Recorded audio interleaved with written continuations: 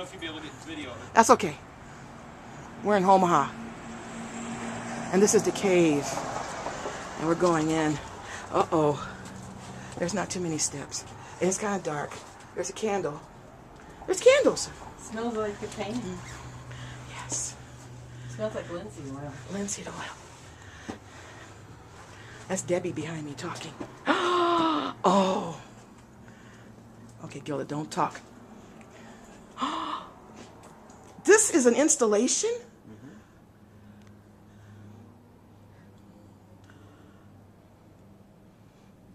Who did it? Sean Ward. How long did it take Sean to do this? 4 months, 3 months.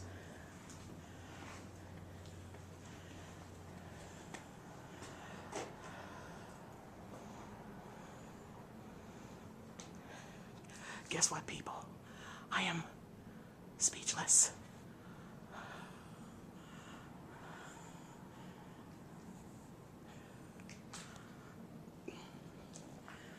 I've got to do a lot of stuff from Omaha.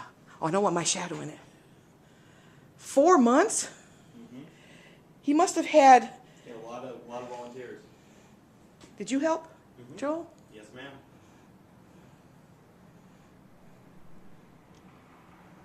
Joel and Debbie.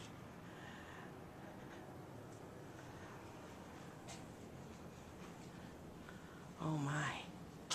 Wait till I upload this. I went to Pittsburgh recently to see the Carnegie. And there was an artist there who had made, he called it a cave. I think it was called a cave. But it was out of industrial materials like duct tape and packing tape.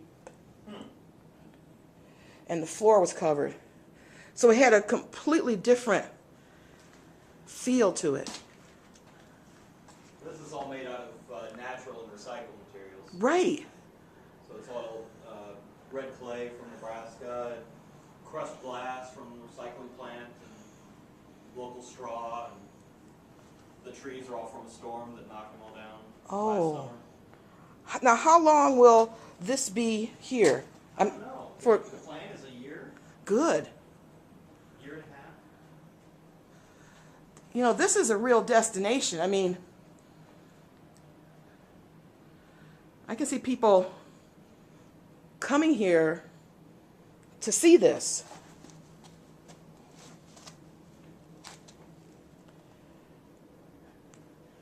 This is definitely a bonus. I see a board back here. Do they use sound? Yeah, we have concerts, and usually when there's an event in here, it's only lit by the candles.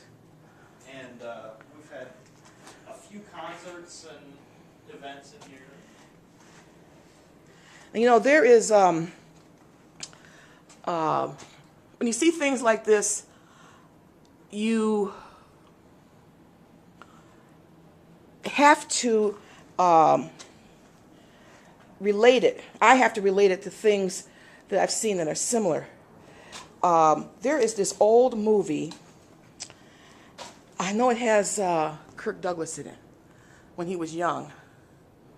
And it's a very scary movie. It's about a young boy or a man, somebody who gets lost in a cave. He falls down a hole and gets lost in a cave. And you know how when that happens, people come out from everywhere to kind of like help. But then there is a faction of people who want to benefit from it. So Kirk Douglas was one of these people. He was a reporter who saw this as being his way of really making a name for himself. The movie is called Ace in the Hole. I remember now. Ace in the Hole, and the ace was the little boy who got, who fell down the hole into this large cave. And he went through all kinds of